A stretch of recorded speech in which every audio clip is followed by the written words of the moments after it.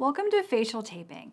I want to make sure that you have a good understanding of how facial taping works. So there's some things that you need to make sure you're doing and some things that you need to make sure you're not doing.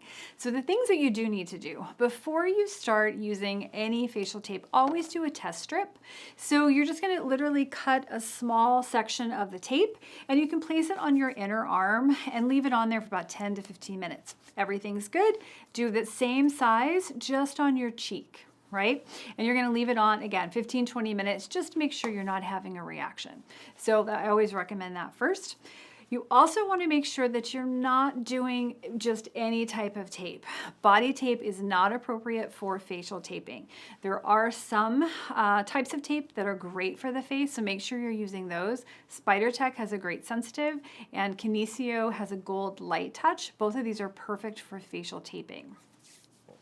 You want to make sure that you're always applying the tape to a nice clean face. If you're doing nighttime taping, you want to make sure that after you put your moisturizer on, you leave about 20 minutes before you start doing the nighttime taping, just to make sure you have a nice stick while you're sleeping. You can also pre-cut all of your applications. This makes putting things on at night really, really easy, or any time of day when you're using them. So if you just figure out which ones you want to use, that's specific for your problem areas, you can cut enough for a week, and you can do it while you're watching a movie or watching television, and it goes really, really quick, and you can just save them for really quick applications. So some of the don'ts I want to go over. Make sure that you're not stretching the tape at all. So we're definitely stretching the skin, which you'll see in the different videos, but we're not stretching the tape. So just be aware of not stretching it.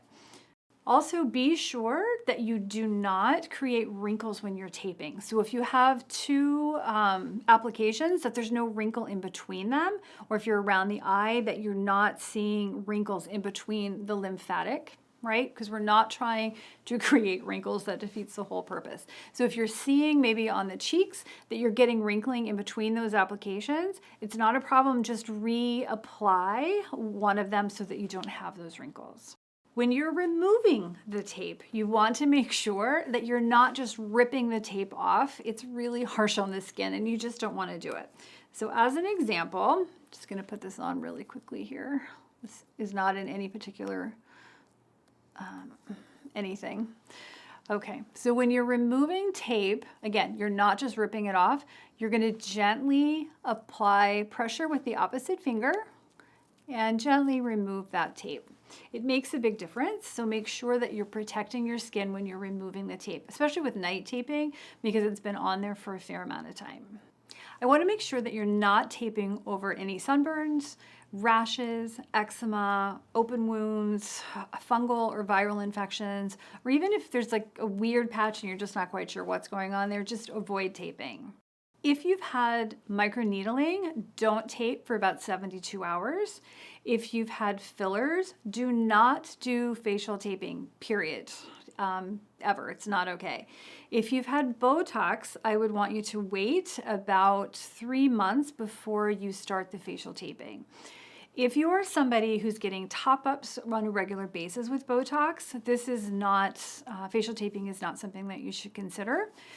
We are increasing a lot of the circulation, especially with the lymphatic, and we just don't want to do that in areas with Botox. So hopefully these tips are going to help you on your road to face taping.